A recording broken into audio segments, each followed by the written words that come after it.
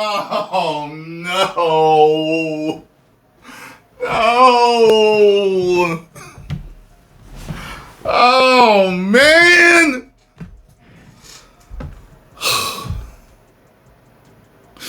I was feeling good about this movie after seeing the thumbnails for Jeremy Johns and Film Threat, two channels that I trust with movie reviews. And their thumbnails seemed relatively positive toward this movie. But then I saw this headline, and all I could think, you sure about that? You sure about that? You sure about that? Yeah. All right, let's jump into this. Predator Badlands review. Ellie Fanning is a lovable robot, BFF, to the sweetest predator yet.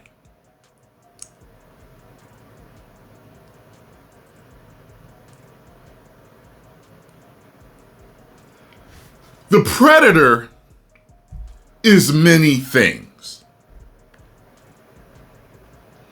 The Yautja Predator race is many things. One thing they are not is sweet.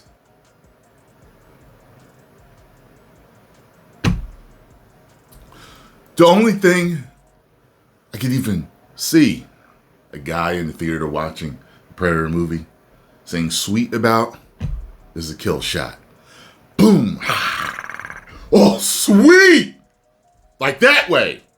But not sweet. Lovable, cuddly, huggable. BFF. We're not even past the title. We're not even past the title yet. In a deft, disarmingly kind-hearted franchise entry. Kind-hearted! The Predators are many things. One thing they are not is kind-hearted. I'm trying to think of the most kind-hearted thing I've seen the Predator do. I mean, the Predator and Alien vs. Predator worked with Sanaa Lathan. That was nice of him.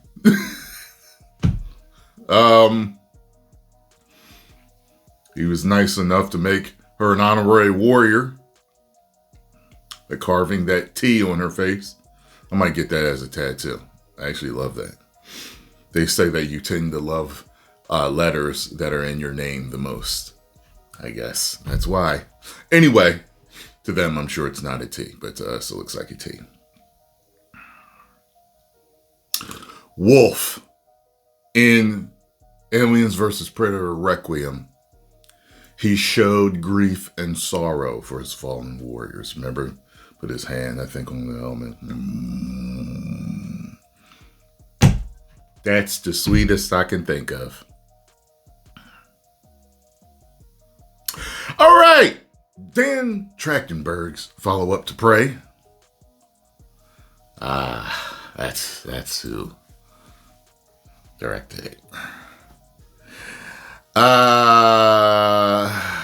Let's see. Okay, so in the new film, Predator Badlands, a young predator monster, Deck, reminds me of Deku, is bullied by his domineering father for being too small and weak.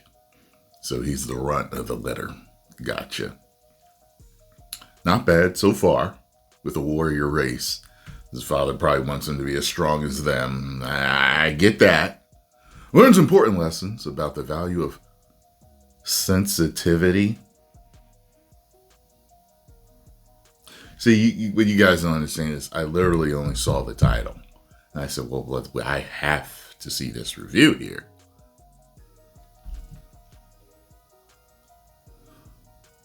The predators are many things. One thing they are not is sensitive. You need a predator with sensitivity. A yautja like me. Someone who will hold you. Someone who treat you right. Oh my God! And meets two feisty women. Should we insert two girl bosses? I hope not. One robot and another an alien, who will become his besties for life. You're really making this predator sound a particular way. He might as well audition for the School Musical. Or move to New York at the end. Yo, the Hollywood Reporter is going in on this movie. That's the joke a friend and I made as we walked out. Surprisingly, of this surprisingly soft-hearted edition. Soft-hearted addition to the Predator canon. This whole thing is making me not want to go see it. But I'm going to, because a part of me just can't believe it. I have to see it for myself. This is either one huge, elaborate lie, fake news, or this man's telling the truth. But you know what? It could be a mixture of truth and lies. Or maybe it's just how he sees it. A movie that pushes the franchise, mythology, in a decidedly sweet direction. There's that word again. Some viewers might miss the macho brutality. Brutality. Macho. Ooh, yeah, dig it. Well, if this is true, then the Predator franchise is dead. Oh my God. Of Predators past, but Deck's adventures in self-confidence and chosen family may well satisfy plenty of others. This Predator is queer, and we should say it.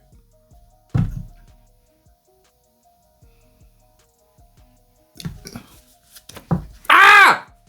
I am awake. Oh my God! What the hell is going on here? I can't believe this. I can't believe what's going on here. I'm mostly kidding. Okay. But it is disarming to see one of these movies from a gentler and cuddlier perspective. Okay, so he's joking, but he's not. I pinched myself pretty hard here. I don't know my own strength sometimes. When the first two films in the franchise from the 1980s were such relentlessly grim and gory affairs. Yeah, they're two of the best ever. 1 and 2, and 2's my favorite. 2's my favorite. Now, of all of them that I've watched the most, I've watched 2. The first one is discovering who the Predator is, so it's slower.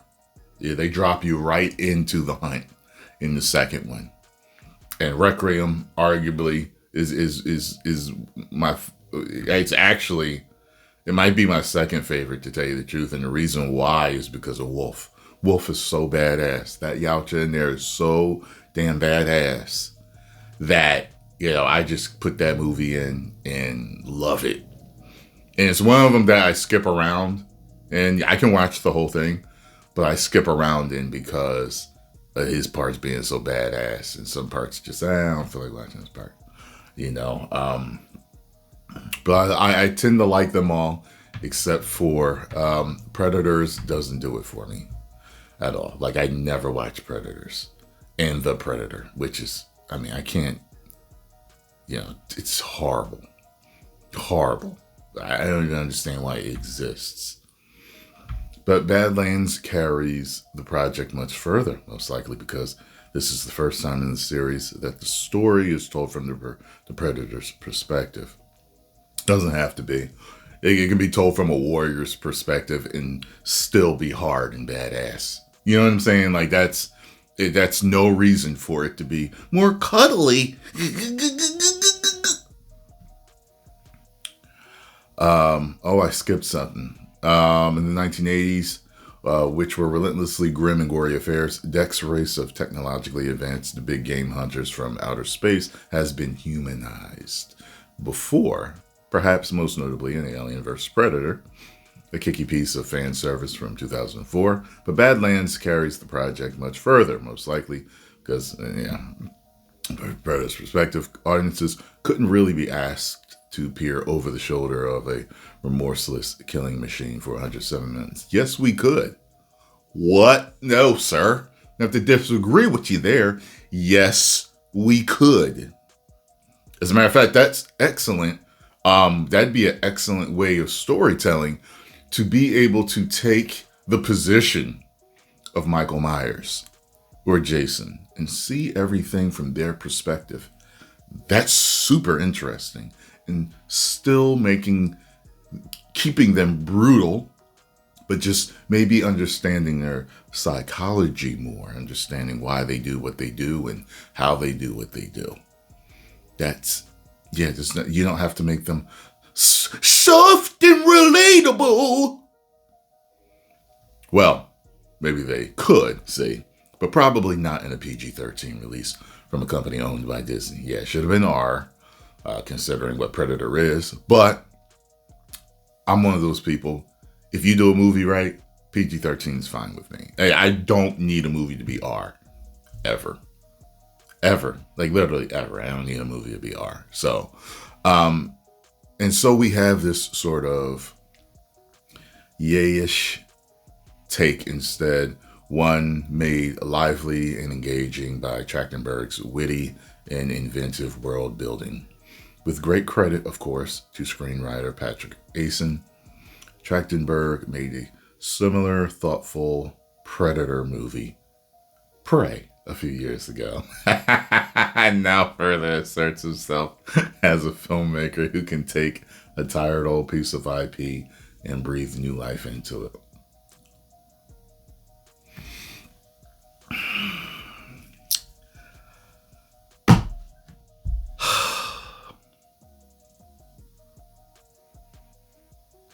Dek, who loves Cher and Muscle magazines, I assume anyway, is cast his clan and sent rocketing to a planet. Is this a parody? Is this a parody review? What is going on here? The Hollywood Reporter, yeah. Holy ish, man. Skyrocketing to a planet getting known for its people as the Death Planet, so dangerous, and its flora and fauna have undenying array of ghastly beasts that have felled many Yautja, the name of the predator species. In the past, desperate to prove his mettle, Dek seeks out a terrifying creature of Yautja lore, determined to be the first of his kind to slay it. Okay, so no one else ever has. Okay, he'll probably need one of the girls at the end to help him. If this is to be believed, they are going to help him. Okay, he won't be able to do it by himself. He also has to find an apartment on Christopher Street for less than $700 a month. Luckily, Dek soon encounters a legless android named Thea, played by the pluck of Ellie Fanning. Thea was sent to this dread planet by the Weyland-Yutani Corporation, of course, the famously evil entity that haunts most of the Alien movies. She's been separated from her all-android team and from the lower half of her body, and thus strikes a deal with Dek. She'll help him track down the creature He's after if he'll carry her toward the synth brethren. Okay. Fanning is sprightly, a breath of fresh air, winsomely cutting through the grit and honor stolidity of the predator mindset. She's a lovely complement to the never-ending parade of gnarly things that Deck encounters on his quest, frequently steering the film away from impossible bleakness. To further engage predator purists, Thea and Deck adopt a cuddly little monkey-ish creature as their companion. I choked on my spit. Oh God, a CGI bit of whimsy seemingly borrowed from Pixar. While there are dismemberments and other bits of gruesome violence to be found in the film, Badlands is largely aimed at endearing its audience rather than repulsing them. It's a perspective shift that mostly works. So thoughtful in the film's construction. Trachtenberg is generous, but also careful with its detail, and the film remembers what it has previously introduced to us, satisfyingly referencing back to plants and animals encountered an hour prior. Badlands is decidedly B-movie that thoroughly utilizes and enjoys the freedom allowed when any prestige ambition is eschewed. The film simply wants to be the best version of a zillionth Predator installment that it can be. If it has to complicate and yes, soften the branding to do so. All right, I'm done reading this. I'm firstly afraid. So, it is what it is. What's today? Is today Wednesday or Tuesday? Today is Wednesday. Okay. Tomorrow is my review. Look for it. Make sure you're still subscribed because I'm still losing subscribers every time I upload a video. So make sure you're still subscribed and hit that bell. Okay? Because it's going to be no frills, no shills. I'm going to be telling you the truth. My honest review. 10 million subscribers. Woo!